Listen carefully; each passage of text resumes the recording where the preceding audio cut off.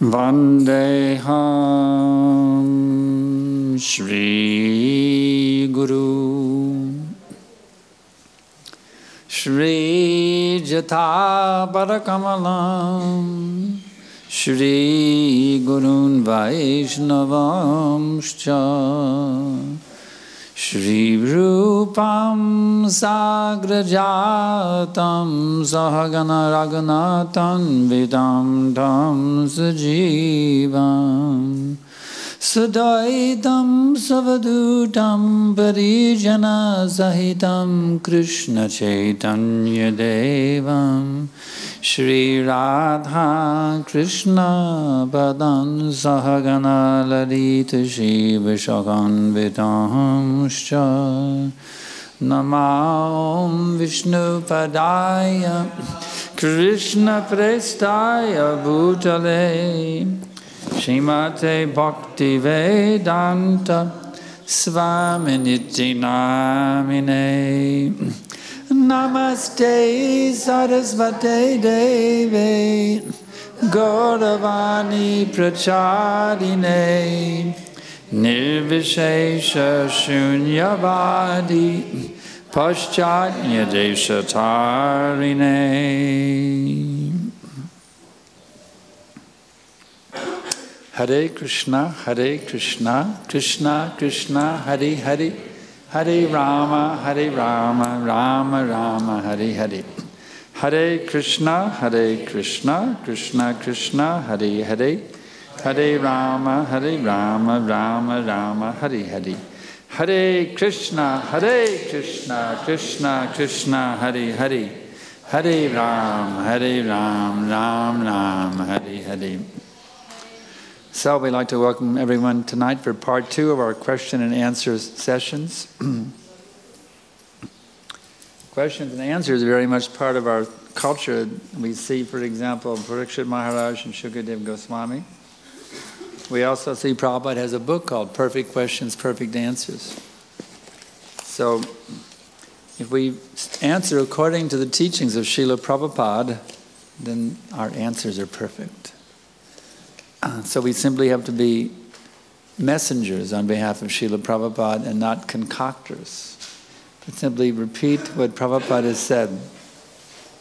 And then we become perfect answerers. So please send perfect questions. And we will try to give perfect answers. How do you explain patience and complacency in Krishna consciousness?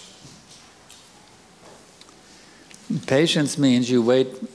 You have to patiently await achieving the perfection of Krishna Prem while you engage in devotional service. Complacency means you don't care. You're satisfied with whatever level of advancement that you have. There's a big difference. Be patient, but don't be complacent. Okay. How to please Radharani? By pleasing Krishna. And by pleasing Krishna's representative, the spiritual master.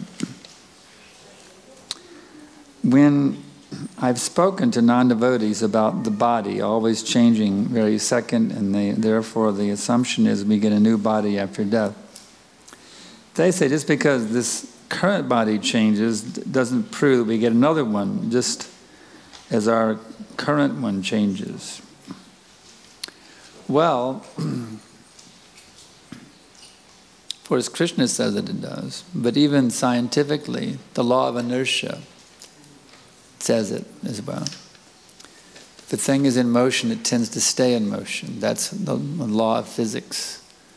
So if you're moving at every minute from one body to the next, it's scientifically valid principle that you're just going to keep moving to another body, because you've been moving from body to body at every second, as the old blood corpuscles are dying and the new blood corpuscles are taking their place.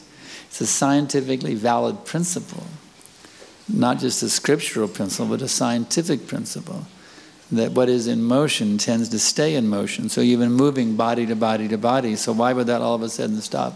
You see? There's no reason why it should stop. Okay.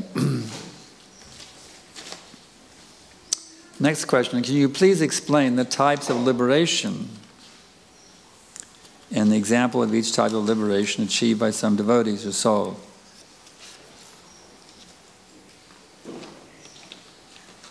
I can let you, this can be researched in Prabhupada's books. There's Sayuja Mukti, which is merging into Brahman. There's Sarupya Mukti, which is getting a form similar to the Lord's. There's Samipya, which is getting the same opulence as the Lord. There's Salokya, which is living on the same planet as the Lord. And there's Sarshti, which is, Samipya is becoming an associate of the Lord, right? And Sarshti is getting the opulence of the Lord. So I don't really have examples of those. You can do research for them.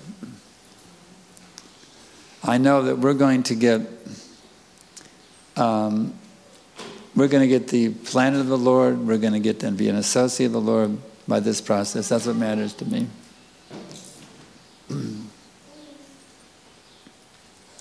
How will the spiritual master be revealed to a bhakta? And Prabhupada explains that if one is sincere about becoming Krishna conscious, then Krishna will send the guru to him. So you just have to be sincere to become really sincere about surrendering to Krishna, and then Krishna will send your guru to you. You don't have to go looking for one. You just be sincere, and the guru will come to you. Huh? It is also mentioned in Prabhupada, Krishna is the Chaitya Guru within the heart. And then when he sees the sincerity of the thing externally manifests as... That's right. You already have Krishna within your heart as the Chaitya Guru. So that same Krishna will manifest his external manifestation, the spiritual master. When you're really sincere to fully surrender to that Lord within your heart, he will manifest externally in the form of the spiritual master. So it's not a matter of finding a guru, it's a matter of being sincere, that's all. Be totally sincere about surrendering to Krishna, and then boom, there's your spiritual master. The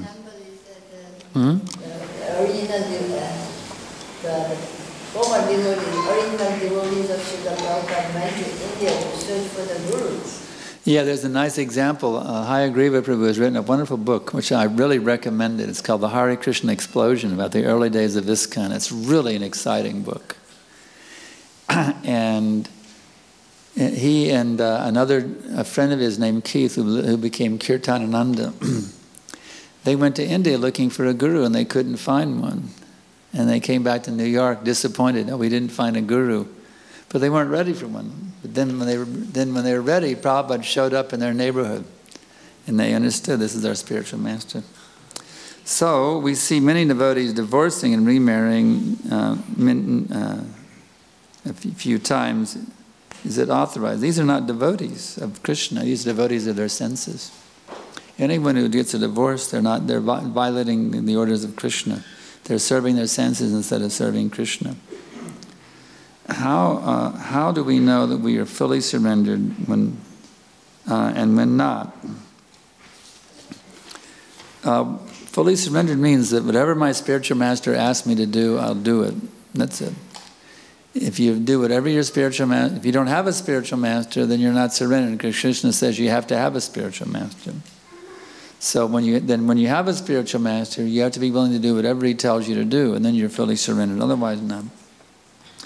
Please share some moments of you with Srila Prabhupada. Okay. I'll give one of my sweet moments, one of my treasured moments with Prabhupada. This was in the summer of 1971. And it was after the Bhaktivedanta in San Francisco. We were back in Los Angeles. And there was a whole series of lectures. Probably there was we were there for like a whole week with Srila Prabhupada. Wow, talk about nectar. Prabhupada's Bhagavatam class every day, and then initiating so many devotees. And then Prabhupada would chant he would chant the beads during the ceremony. So there was too many initiates to do it all in one ceremony. So we had a number of initiation yagas day after day after day. And Prabhupada had my hero, Vishnu Swami, give a lecture. I remember at one of the ceremonies. He had him give a lecture, and Prabhupada just sat and listened to him giving a lecture. That was very impressive for me. So, anyway, Prabhupada would go on his morning walk. You probably heard about Prabhupada's morning walks. So he would go down to a place like Cheviot Hills Park, or to Venice Beach. They would drive him to the temple. And then he would come back from the walk. And there was a really nice system where all the devotees would line up on the sidewalk. You see, Prabhupada's quarters were in the back, and there was an alley, and there was a sidewalk down the side of the building, along the alleyway, to his door in the back, and then he would go upstairs to his quarters there in the back of the building. So there was Prabhupada had quite a walk between, from the street all the way up the sidewalk leading up to the temple, and then around to the back. So devotees would line up along that sidewalk between the street and the temple building in a queue. And every devotee would be given a flower, and Prabhupada would have a basket of flowers, and he would come down the line and he would give you would give him a flower and he'd give you a flower. Everybody got to have their own personal one-on-one with Prabhupada. Wow, it was really something. So I got near the front of the line. Vishnujana Swami was at the very front, and he got a hug from Prabhupada. Wow. Prabhupada gave him a big hug. It was so nice. And I wasn't envious because I was one of his men. I felt like I was getting hugged along with him just because I was one of his men. So anyway, I gave Prabhupada my flower, and he handed it back to me. And then, so what do you do with it? If you're a householder, you can go home and preserve it, keep it somewhere, and then in your apartment as a treasure, the flower that Prabhupada personally handed me. But if you're a brahmachari, what can you do? You don't have any place to store it. Where are you going to store it? So I figured, well, I know where I can store it. I'll eat it. And I'll store it in my body. So I ate that flower that Prabhupada had handed me to purify my body, you see. So anyway, I'd eaten my flower, and now Prabhupada's going on down the line, with all the flower exchanges. And so to see Prabhupada, to actually be in his presence, and to actually see his transcendental form with your eyes is non-different from seeing Krishna. Just imagine if you could be in Goloka Vrindavan and seeing Krishna right now, how exciting that would be. Well, seeing Prabhupada is absolutely non-different from that. To see Krishna as pure devotee is the same thing as seeing Krishna face to face. So, I call it drinking Prabhupada into your heart through your eyes. Okay? Drinking Srila Prabhupada into your heart through your eyes. So, as he's moving down the line, I just wanted another darshan of my spiritual master. I wasn't even initiated yet, but I already accepted him as my guru.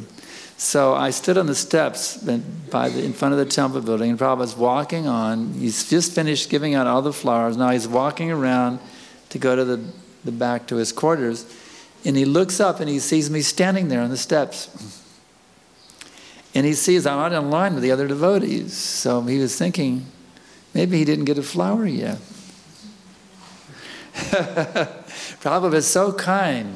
I wasn't any leader. I was just some wild, I just shaved that former wild renegade hippie type character, just shaved up his head and off his long beard.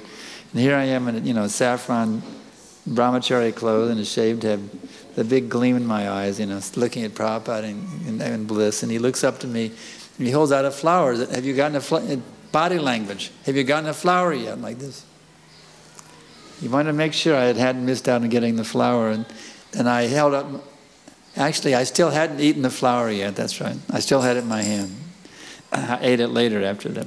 So I held up the flower and I showed him, yes, I've gotten my flower already. And then he walked on. But that was Prabhupada so much endeared himself to me by taking that moment to make sure that I had gotten the flower, that I wasn't left out of the flower exchange. That was the kindness of Prabhupada. It was a huge crowd of devotees, but he singled me out and just wanted to make sure I'd gotten that flower. I never forgot that. So that's one of my sweetest moments with Prabhupada. When should a bhakta start deity worship at home in the Grahastha ashram? You don't have to do deity worship at home. It's better if you can just have some photographs and come here and worship the deities here, and attend the temple functions. If you're too far away and you really want to have some deities, then get Gaurnitai. Because Gaurnitai can be neglected. Whenever you want to come to the temple, you can just leave them, and there's no problem. You have other deities like Jagannath or Radha Krishna, then you're more obliged to always do their seva every day without fail, no matter what. Even if you're traveling, you have to carry them with you. So we recommend, especially for new devotees, going to Thai or just photographs for your worship.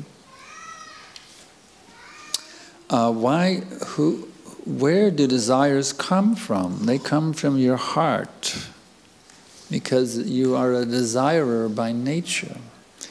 If one guru departs his current material body before a disciple receives second initiation, can the disciples get second initiation from another guru? Yes, you can.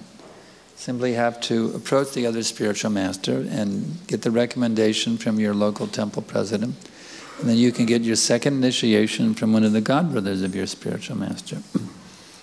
Why does the Lord sanction such terrible things to happen to his devotees? Aurangzeb, when he destroyed many Krishna temples and harassed the Vaishnavas. Krishna sometimes puts his devotees into apparent difficulties simply to increase their feelings of love. So actually for the devotee, there's no such thing as a difficulty. It may appear to be a difficulty. But for a devotee, everything that happens to him is his loving relationship with Krishna becomes deeper and sweeter and more blissful. How do you need to chant 16 rounds? Yes, we do, because without it we won't go back to Godhead. Apart from following the instructions of Guru, how important it is to personally serve the spiritual master. The thing is, when your spiritual master is physically present, you should take every opportunity to serve him, because that helps you to connect with his instructions. There's two aspects of the spiritual master. One is Vani, that's his instructions. The other is Vapu, that is his physical form. Now the physical form will sometimes, even when the spiritual master is in this world, sometimes his form is present, sometimes it's not when he's out traveling and preaching. But his instructions are always present. So the instructions are the better way to connect with him.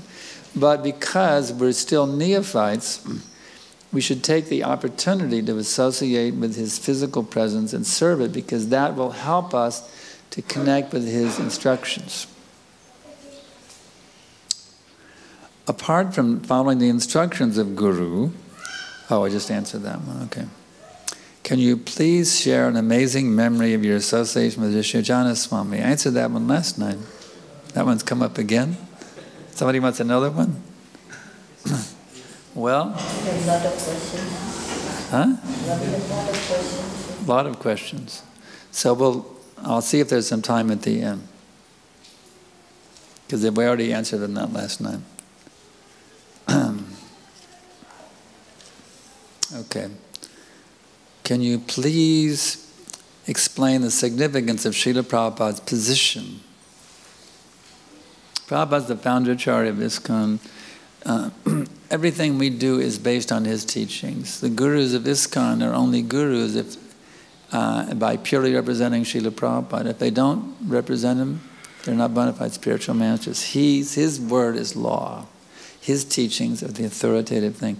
Somebody else may have their opinion, but if it differs from Prabhupada, it's rejected as bogus. Prabhupada's words are law. And the bona fide spiritual master in ISKCON, he has to be a transparent representative of Srila Prabhupada's teachings. If he's subtracting or adding to Prabhupada's teachings something different, he's not a bona fide spiritual master. Can you please speak about the court case going on about Ritviks? I don't know anything about it.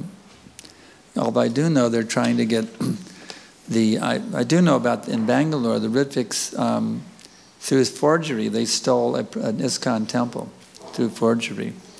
And there's a court case going on, we're trying to get that temple back because they stole the temple from ISKCON by forgery. In Bangalore, there's a big temple on the hill there that was stolen by the Ritviks by forgery. I don't know how it's going. What is your view on Krishna West? Actually, there's a song in Christianity called "In Christ There Is No East or West." So actually in Krishna there is no East or West. Krishna there's a Western Krishna and an Eastern Krishna. So I don't think we need to think that there's Krishna West and there's two different Krishna conscious movements, the Krishna West and Krishna East. No, there's Krishna universe, the universal Krishna. We don't need Krishna West and Krishna East. There's one Krishna, and he's the same Krishna in the West and the same Krishna in the East. We don't have a separate Krishna for the West. His name is Jagannath, the Lord of the universe. He's not, what is it, Paschatya?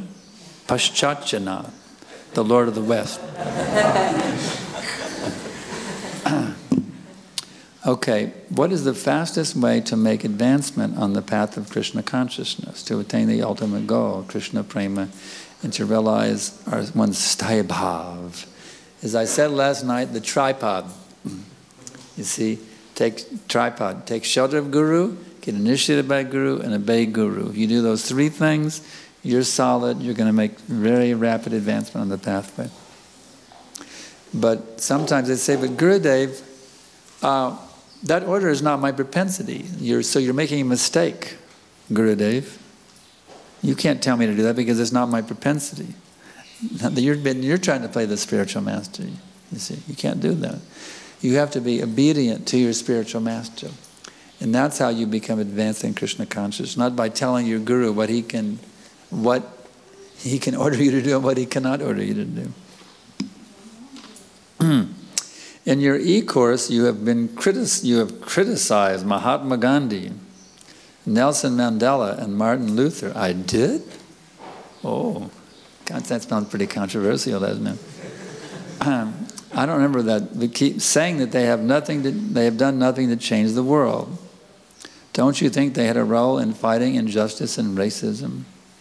Yeah, exactly what I stated, I don't remember, but it's a fact that social reformers, although they may have some temporary benefit to, encourage society to become more sattvic, but in the ultimate issue, they don't have any impact for delivering anybody from the sufferings of this material world because they themselves were not delivered. I mean, I certainly respect these people, especially Nelson Mandela. He came to our temple. He offered obeisance to Prabhupada. I mean, he's a very pious man. I respect him. I preached in South Africa. I was there I think we were there when he departed. I was in South Africa when he departed. So we saw all the things on the television or something, all the funeral. I mean, I respect him. I appreciate these people, especially Nelson Mandela, because he liked our movement. He very much appreciated our movement. But if you look in South Africa today, it's a hellish mess. He didn't turn that place into Vaikuntha. I mean, there's so much crime there; it's unbelievable. It's a very wild place.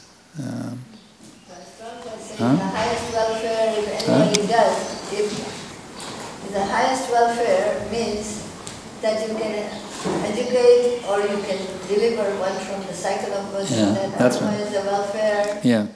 It's a temporary thing. It's like blowing on a boil. Look, how many people did Mahatma Gandhi deliver back to Godhead? You see? And Martin Luther King, how many people he delivered back to Godhead?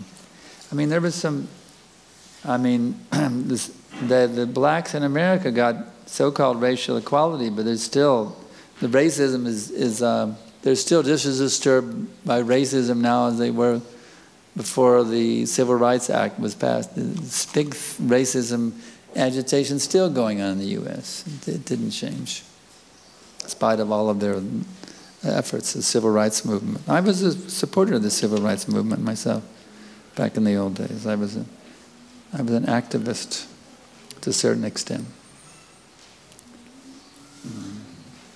So I appreciate these movements, but Prabhupada also was a follower of Gandhi. But ultimately, he gave up Gandhi's movement because he saw that it's irrelevant for actually addressing the true needs of the living beings, and he fully absorbed himself in serving the mission of Chaitanya Mahaprabhu. Okay, I want to fully engage in the service of Krishna and Srila Prabhupada's mission without any second thought. I don't, Jai, thank you. I don't want anything except serving Krishna, but I'm only one son. My father passed away and the mother is about 70 years. I don't want to marry. Please suggest my mother and me to get something, mercy. This is an individual darshan. We have to know all the details of the situation. I just can't give a blanket answer. This requires a personal darshan. Which one is more pivotal, hearing the Shastras or reading the Shastras?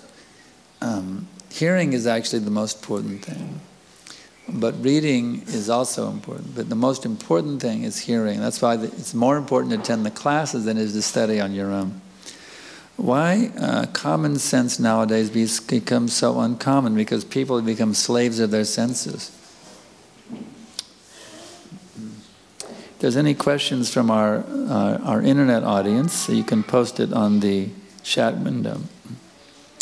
I watched a movie which asked questions on deity worship and also mocked the Hindu gods like Lord Shiva. I'm a bit disturbed since I saw that movie. What should my mood as a neophyte be? Don't watch the movies. Why are you polluting yourself? You have a much better movie theater in your heart. It's called Krishna's Pastimes Are Going. It's called Mystic Television by Prabhupada. If you will go deep, deep, deep into Nama, into chanting Hare Krishna, that day will come and you'll have a cinema within your heart fully activated and you can see Krishna's pastimes going on live in full color and stereo sound in your heart. And you can even jump into them when you get to a high enough level and be a part of them, as Vivamangala Thakur did when he was living for 700 years in Vrindavan. How to deal with a separation after a breakup. Even while chanting, if your mind still keeps thinking about it, and then maybe a separation of something after a breakup. Like it sounds like a love affair. So these love affairs of this material world, they're not very satisfying. Just give your love to Krishna. You will there'll be no more breakups. Why Prabhupada started his journey in the West so late? The age of 79, no, it's 69. Prabhupada very humbly said that this is Prabhupada's humility, but I just heard the lecture half an hour ago. Prabhupada said, in 1922, I could have joined immediately, but he said, but Maya is there. That's what Prabhupada said in all humility. It was actually Krishna's plan, but Prabhupada's showing himself as a conditioned soul. He said, Maya is there. So I didn't join immediately. But starting in the West was the Prabhupada told one person about the starting in why they also asked, why did you come so late? Because you weren't ready, yeah. No, it was Krishna's plan. Prabhupada is humbly presenting himself as a conditioned soul. The great Vaishnavas do that. Prabhupada said there was never a time I did not remember Krishna. He was asked by a reporter, what age did you realize God? He said, the age of 5, I realized God. So Prabhupada was just, it was his humility. This was Krishna's arrangement. If you look at the time when, if Prabhupada had come early, we can speculate, but the thing is, the hippie movement was a prime time for Prabhupada to come. Before that, it may not have worked. When Prabhupada came, the hippie movement was just taking off like a rocket.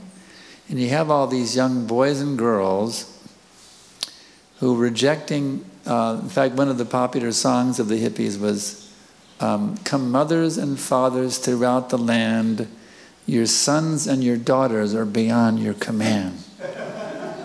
So that was one of the theme songs of the hippies. And we were looking for a new world, a new culture. It's like as a young hippie character, I was thinking, we have to make a spiritual revolution on this planet. It's the only thing that can solve the problems of the world. This world needs a spiritual revolution. As a hippie, I was thinking that. So the purpose of my life is to be part of a spiritual revolution. I was thinking that way, you see. So I wasn't the only one. Somehow or other, actually, Dhanavir Maharaj told me that Prabhupada was asked, what was that movement? Why did that whole countercultural hippie thing happen? Prabhupada said that was Krishna's arrangement to help me get my movement started. So it really was, I mean, you had all these young people who were rejecting what we call the establishment. The establishment is bad. We used to call them pigs, actually. The non-hippie people, they were all the pigs. We call them pigs because we saw the civilization was crazy. Didn't make any sense. We have to find there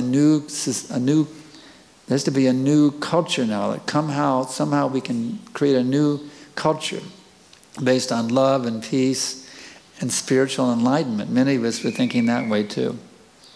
So Prabhupada Krishna arranged, he came just at the perfect time when there were thousands and thousands of young people in their 20s who had come. They had all material facilities, but they rejected it.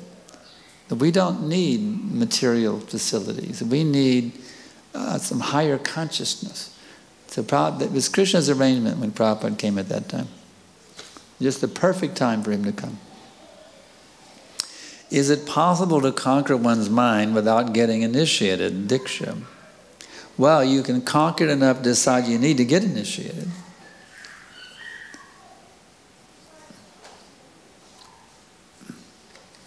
If you decide you need to get initiated, then you're conquering your mind. How to develop determination for getting up at sunrise and chanting the Hare Krishna mantra? No, you have to get up before sunrise. By going to bed early and setting those alarm clocks very loudly. I have heard from people that there is a group of very rich families from a secret society that controls the governments and have so much power and they control and exploit the population. What is your opinion on this? I don't give it a lot of credence. In the Advaita philosophy of non-duality, propounded by Adi Shankara, is it Brahmavad or Mayavad?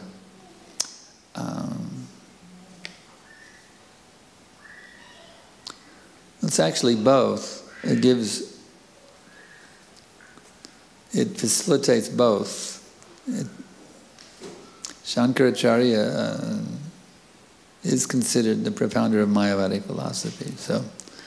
And it is Brahmavad. Mayavad is also Brahmavad. So the question is Shankaracharya himself actually a Mayavadi? No, he's not. He's actually a Vaishnava, but he was propounding this philosophy to attract the Buddhists to come back to Vedic culture. And he said at the end, Bhajra Govindam, Bhajra Govindam, Bhajra Govindam Mudhamate. He told his followers, now you should worship Govinda. Your grammatical knowledge and word juggling will not save you at the time of death. What is the prerequisite to bhakti life? Favorable faith or the process or the mercy of the Lord? Well, favorable faith is the mercy of the Lord. If you find yourself having faith in this process, that is the mercy of the Lord.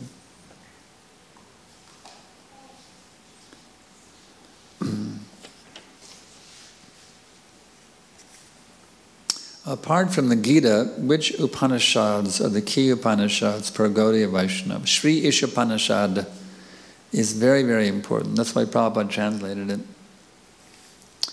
Where is the exact scriptural reference to the point that the jiva descends to the material world because he becomes envious of Krishna in the spiritual world?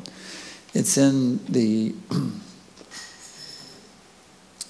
canto that talks about Maharaj Rahugana. You send me an email, I'll give you the exact quotes. Send an email to sda@backtohome.com. Let's see if we have any questions from our here we have from Romania. How can one develop a relation with the devotee who is always morose? By cheering them up. In one of the purports, Srila Prabhupada mentioned, if you please the senses of Krishna, Krishna will take control over your senses. How can we please the senses of Krishna? There's so many ways. You can go, Hare Krishna, Krishna Krishna, Hare Hare, Hare Ram, Ram Ram, Hare Hare. That will please Krishna. His ears will be very pleased.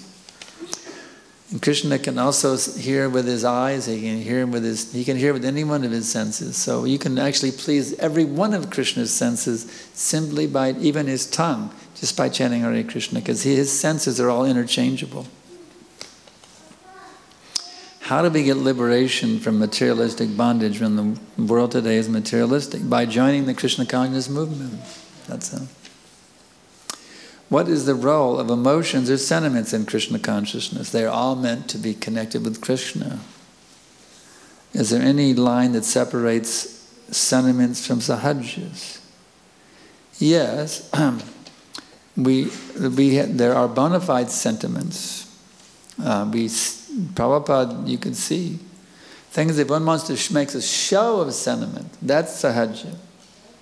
It's like they were in the kirtan, they get really enlivened. Oh wow, they're in so much bliss, they started crying. And then they go, wow, just see, I'm in the bhava stage. And they walk around so everybody can see their tears on their face. They make sure everybody can see their tears. That's sahaja, you see. But if one actually feels, Prabhupada said this is the crying of the crying in the kirtan is the crying of the soul. Such sentiments are bona fide. But if you want to make a show of them, or thinking, oh yes, now I've achieved bhav, that's sahajaism. We're getting a little sneak preview of spiritual emotions sometimes. We're not on the bhava stage yet. Are we seeing Krishna consciousness dwindling in the Western world because we do not see many Western devotees these days when compared to the 60s and 70s? Yes, our movement has become a bit recessed in the Western countries. It's a fact. We're gaining in the East and losing in the West right now. So the revival is coming. There's going to be a big revival all over the world. It's coming. The whole world is going to take to this movement. It's coming. It's going to be a big, huge revival all over the world. Thousands and millions of people are going to come to Krishna consciousness. Just wait and see. Most of the Hindus have belief in God, but how different it is from having faith in Krishna? Well, it depends. Some Hindus say, yes, Krishna is God. Some say, I'm God, you're God, and we're all God. Or all the demigods are God. There's a big difference. I have just started coming to the temple regularly. Well, Jai, thank you very much. That's wonderful. We're so happy you're coming regularly. Jai, that's wonderful. So I am not ready for this tripod. Okay. He's not ready. That's all right. Just come in here and here and here and here, and that will naturally become ready.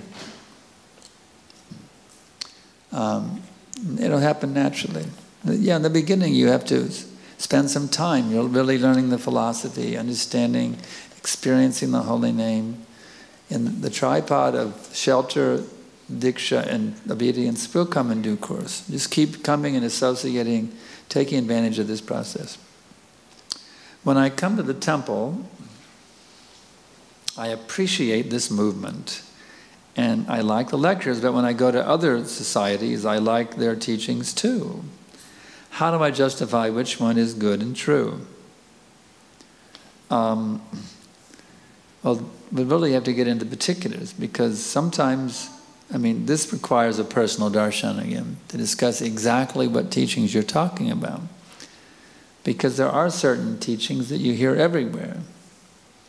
But when it comes to practical application, no one comes close to ISKCON. No one comes close. Now a question from Hungary. within our heart, and let's see here. I think he's broken it up into two. Okay. How can we always feel the presence of the spiritual master within our heart, and how to take shelter of him, especially when we are in difficulty? The spiritual master and his instructions are one and the same. So if you take those instructions and you worship them as your very life and soul, that will capture your spiritual master and keep him tightly imprisoned within your heart. And especially in difficulties, by the way, are a special blessing. Don't have an aversion to difficulties. Learn the art of relishing difficulties as the sweetest nectar. When the going gets tough, the tough get going. So take advantage of it. It's a time to toughen yourself up and bhakti become more strong. You see, difficulties are the greatest blessing. So learn to relish the difficulties as the greatest blessing. What is the importance of the association of the devotees? Krishna says, unless you're a devotee of the devotees, you're not my devotee. So that's how important it is.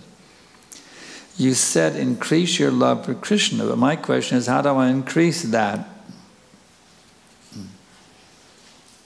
By its service. The more you serve Krishna, by hearing about Krishna, talking about Krishna, bowing down to Krishna, serving Krishna, the more you absorb yourself in Krishna, the more your love for him will naturally awaken and you become purified and uplifted. Is the reaction of karma different, let's see, for a materialistic person and a devotee? Yes, there's a big difference. A devotee only gets a token reaction. Now this is someone who has begun the process. He's taken initiation. The vast majority of his karma, it's 99.99 cents taken off, but there's a little token of karma still coming to even the initiated disciple. That is to help him to remember this material world as a suffering place, and I have to get out of here. The example is given of a fan. When you pull the plug on a fan, a whirling fan, do not the blades turn for some time? Yes, they do. So when you get initiated, then you're pulling the plug out, and the fan is going to wind to a stop. But there's still that momentum from the previous whirling, which will keep the blade whirling for some time. So that residual karma, that token residual karma, is Krishna's special mercy to help the devotee be sober and realize, I have to get out of this material world. I can't slack off, because now I'm freed from all of my karma. Now I can just coast and enjoy myself. No, you have to be diligent to keep those senses under control.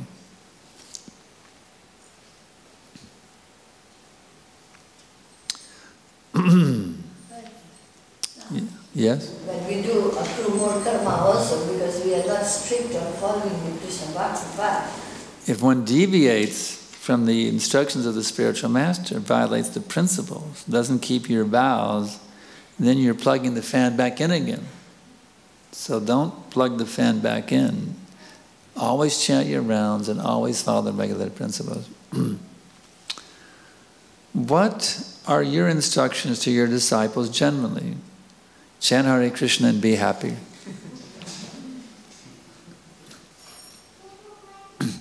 Most of Srila Prabhupada's direct disciples would leave their physical presence sooner or later. Why only Prabhupada's disciples? Everybody's going to leave their physical presence sooner or later. Is there any exceptions? We're all going to leave sooner or later. There's a 100% death rate here in Melbourne. Sooner or later, then how all are verily Prabhupada's instructions on how to continue running ISKCON. Well, it's in the books. It's in the letters. You can get the VedaBase. Go to You can get the VedaBase. You go to krishna.com and order the VedaBase for $100. You can get the VedaBase, and you can put it in your computer, and you get all of it right there. The letters, the lectures, the conversations, and the books are all right. I have it in my computer. I use it all the time. I research it constantly. When people ask questions, I look it up in the VedaBase, and I get exact quotes from Prabhupada. So the VedaBase is a great resource. I mean, politics or policies, guidelines, etc. There's so many practical things from Prabhupada on policies and guidelines in the VedaBase. Is there any formal course structure needed to educate newcomers about Srila Prabhupada's vision and desires? Well, there are formal courses now being introduced. Just like if you want to get initiated, anytime after our coming Janmashtami, if you want to get initiated, you have to take the disciples course. And it's a very nice course. I just took it myself, just to see what it was like. It's a very nice course. You can take it, maybe offered locally, but I think Aniruddha teaches it, yeah. So whenever it comes, even if you're not ready for initiation yet, go ahead and take the course, because when you want to get initiated, you have to have that certificate that you took the course. So everybody should take the course, the disciples course. It's a very good training course. I don't want to see ISKCON becoming just as a normal traditional religious institution. What can I do to stop that? So, by being in the mood to make a revolution on this planet, the mood that Prabhupada taught us to be in, keep that revolutionary mood. Often you say in Thought for the Day that the spiritual master is obliged to stay in the material world unless all his disciples are delivered to the spiritual world. This sounds scary to me. Can you please throw some light on this?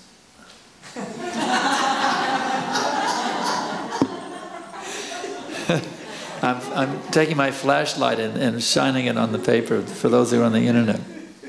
Prabhupada said that. And what's scary about it? Maybe if you're a guru, it might be scary, but for the disciple, wow, it's great. You know, if I'm in trouble, my spiritual master is going to stick around to save me. What's scary? If you're a guru, it's going to be scary. But for a guru, he's not scared. For a guru, he's already taken complete shelter of Krishna. And for the guru, it doesn't matter if he's in the material world or the spiritual world, because he's always in the protection of Krishna's lotus feet at every minute. Whatever Krishna wants him to do, he doesn't care. He can be in Goloka Vrindavan, he can be in Vatala Loka. It doesn't matter to the spiritual master, because he's under the lotus feet of Krishna. He's not scared. Why you should be scared? He's not scared. When he's not scared, disciples should be scared. The disciples should be scared that I do not want to put my spiritual master under the obligation to take birth again to save me. The disciples should have that fear. I don't want to inconvenience my spiritual master by making him deliver me from a brothel. Prabhupada gave that example one time. Often I have been hammered in lots of lectures that too much association with the spiritual master is not good. There is such a thing, Prabhupada warns us, familiarity breeds contempt. I remember my godbrother Satsvarupa Maharaj. He was Prabhupada's personal, I guess he was the secretary. And he knew that he was in a very special position to be so close to Prabhupada. And he knew there's a tendency, if you're too much close to the spiritual master, to see him as an ordinary man. So sometimes he would get away, just for a few minutes when there was a break in his service, he would just get away from that scene to remind himself, you see. Now this is the Supreme Personality of Servitor, Godhead. This is not an ordinary person.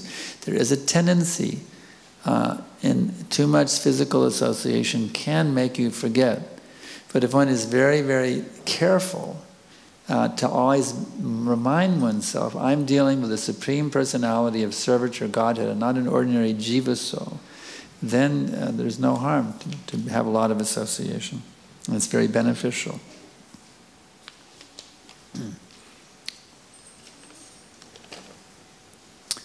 I want to fully engage in the service of Krishna. and Srila Prabhupada's mission without any second thought. Let's see, did I answer that?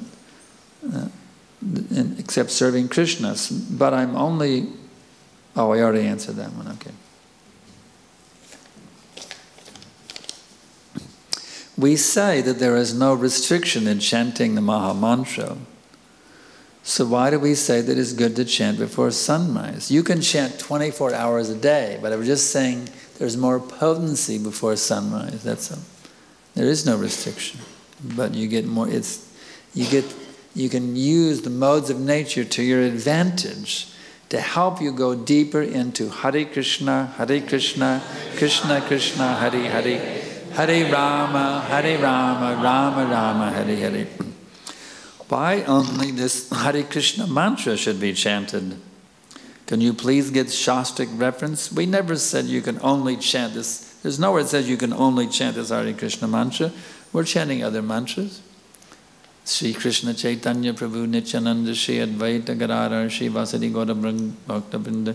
So many verses and shlokas from the Bhagavad Gita, the Bhagavatam, the Chaitanya Charitamrita.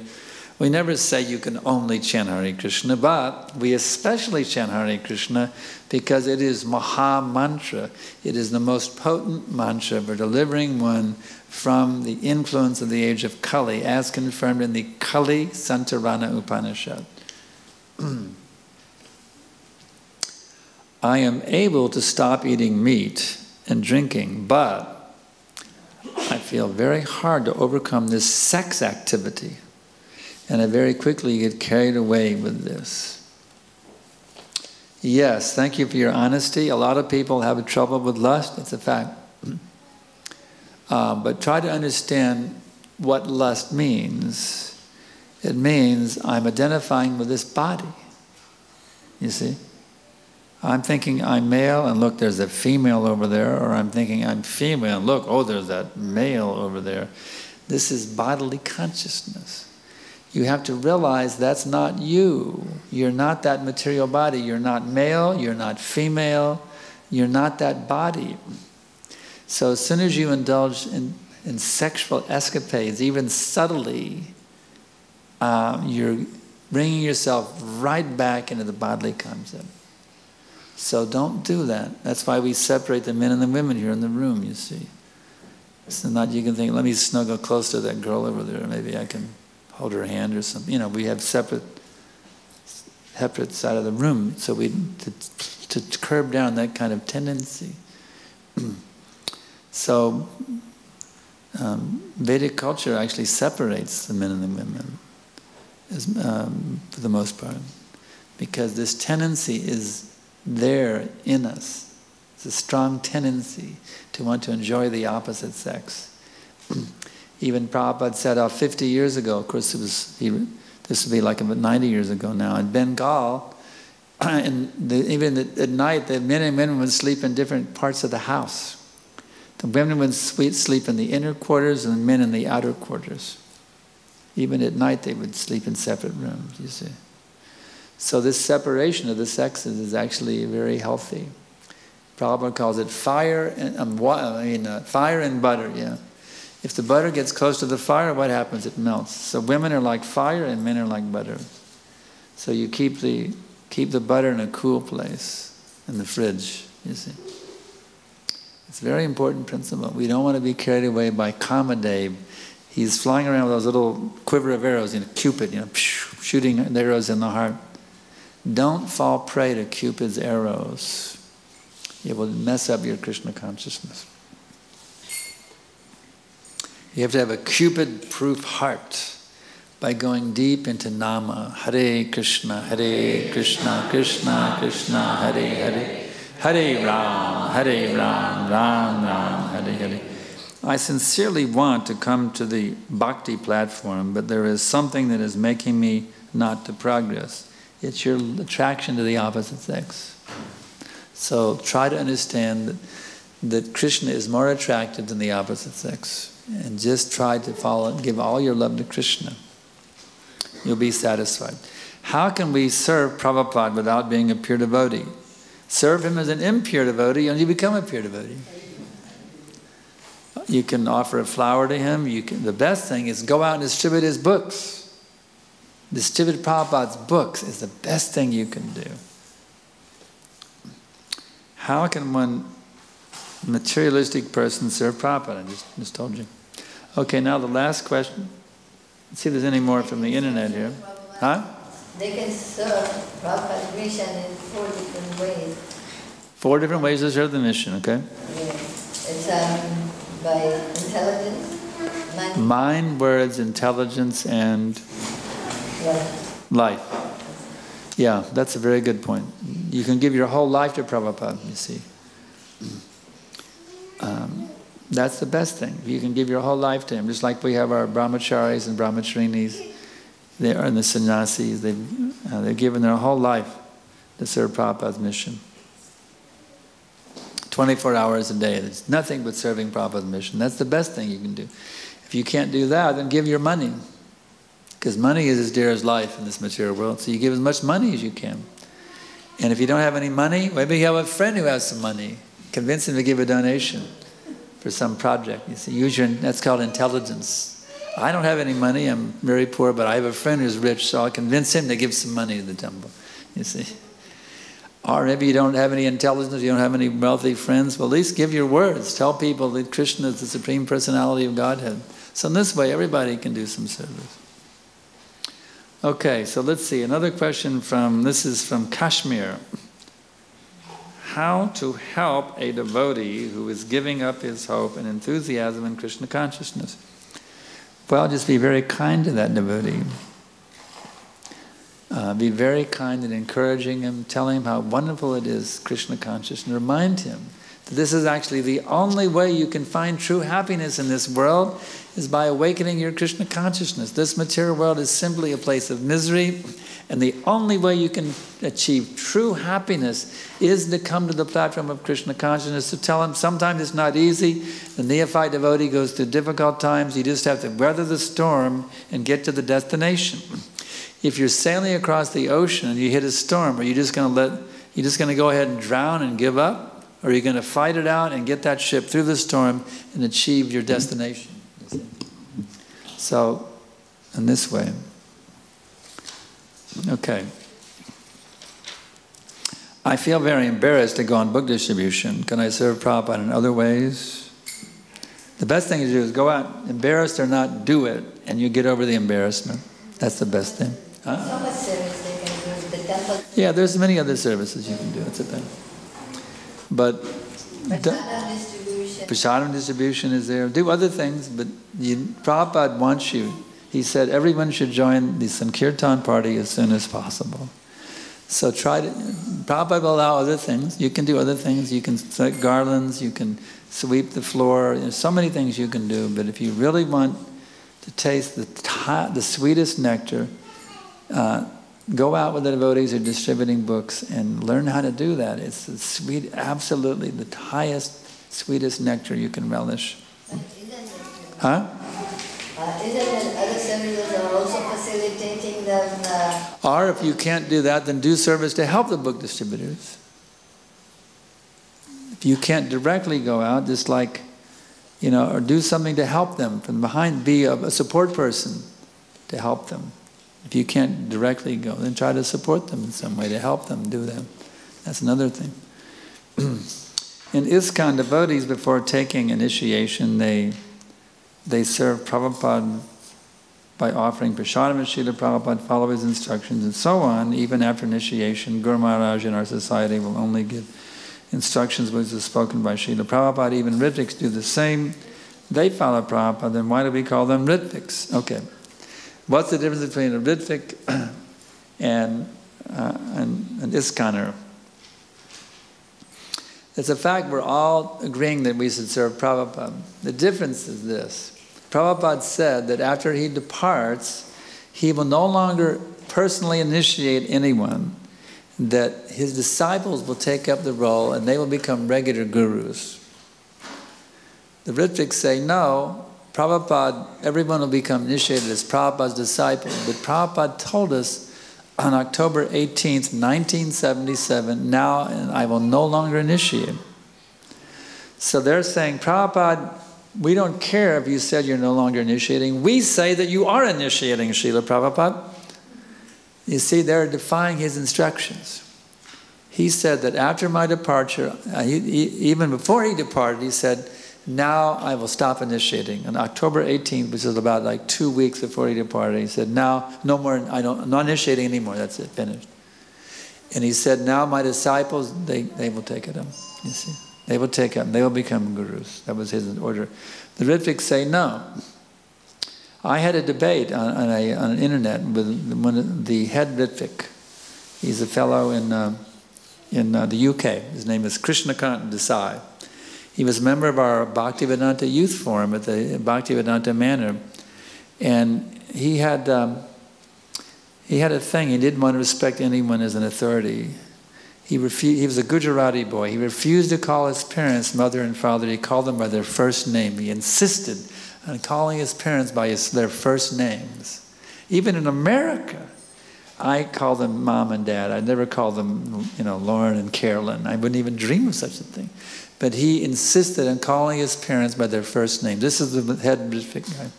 He doesn't want to take any authority higher than himself. Therefore, he's pushing for this idea. He wants to be the guru of ISKCON. That's what he's trying to do by a roundabout way. He wants to be the head authority in this movement. And he's an expert word juggler, like a lawyer. Very expert at word juggling, and he's got a lot of followers. And stupid people, less intelligent people are following him. He's got a magazine called Back to Prabhupada. And this magazine is nothing but blasphemy against ISKCON gurus. Every issue. One issue they're blaspheming one guru, another issue. I was also been blasphemed a few times there. I said I was waiting. I was very unhappy because my disciples don't pick me up in a Rolls Royce. That's what they said about me. Now I asked my disciples, have I ever complained you didn't pick me up in a Rolls Royce? I have a chauffeur here, actually. This is my chauffeur. And he doesn't have a Rolls Royce. Did I ever complain you're not picking me? This is my chauffeur. He picks me up at the airport. I never complained to him, why did you bring me a Rolls Royce? But the Ritviks made this false propaganda that I'm agitated and angry and frustrated that my disciples don't pick me up in a Rolls Royce car. They made all this lying propaganda. That's what they say about me, you see. So it's all based on this. They're just envious. They don't want to take as authorities the disciples of Prabhupada. They want to be the authorities instead of accepting Prabhupada's order that his disciples should be gurus after his departure. So how they are following Srila Prabhupada when they are disobeying the first principle of offense of chanting the holy name? They are not following Srila Prabhupada. No, I'm saying how they are following of the chanting of japa. They are offenders against Vaishnavas. They are aparadhis. They are offenders. Therefore, their association should be avoided. They are offenders. Unless you can convert them. I converted one of them now. One of them is my disciple in India. I converted him. He argued Ritvik philosophy to me, and I defeated him, and he surrendered and became my disciple. But that's pretty rare. So anyway, we got one, actually its time is up. And amazing, huh? According to Srila Prabhupada, they are disobeying Srila Prabhupada about the initiation, and plus the person who is starting this Ritvic system, he is personally not initiated by anybody nor Prabhupada. Yeah, he's not initiated by any Ritvic guru. So-called Ritvic gurus. We could go into more of the details of that, but I don't know if I want to right now. But there's one last question we're going to save to the end, and this is another amazing pastime with Vishnu Jan Swami. If I can remember, just pull one up here real quick. It's a little love jaman at the end. What I remember is we were a small little center there in Austin, Texas, on Dancy Street, and we just had a little. We had a little tiny photograph of Panchatattva on the altar, very simple little altar. And none of us knew anything. We were all brand new recruits. And we didn't know anything about the prayers, how to lead the kirtans, nothing. We were all just completely brand new. No one knew how to lead the kirtan. No one knew how to offer the arati. So Vishnujan Swami, he would offer the arati and lead the kirtan, the Gravastakam prayers. It was so beautiful. And it would just carry you to Vaikuntha. And then a letter came from Prabhupada confirming it. He told in this letter to Vishnujan Swami, he said, when you were leading the kirtan, I could feel how I was being carried to Vaikuntha. So he had the quality in that kirtan, he could actually carry you to the spiritual world by his kirtan, confirmed by Srila Prabhupada and experienced by those of us who were there with him at the time. So we'll go ahead and stop here, and we thank you all very much for your participation in question and answer session number 2. So we hope to see as many of you as possible tomorrow morning. No one goes to work. We're going to have a Maha Srimad Bhagavatam class tomorrow at 7:05. Everyone pack in, bring your neighbors, bring your friends, bring your Prime Minister. Let's have the ultimate Bhagavatam class tomorrow morning. So thank you very much. Srila Prabhupada ki jai. And now that my disciples have published a book of my writings called Truth Works. If you'd like to get a copy, come on up and get one right here. You get a written blessing, personal written blessing from me. You take one tonight. Hare Krishna.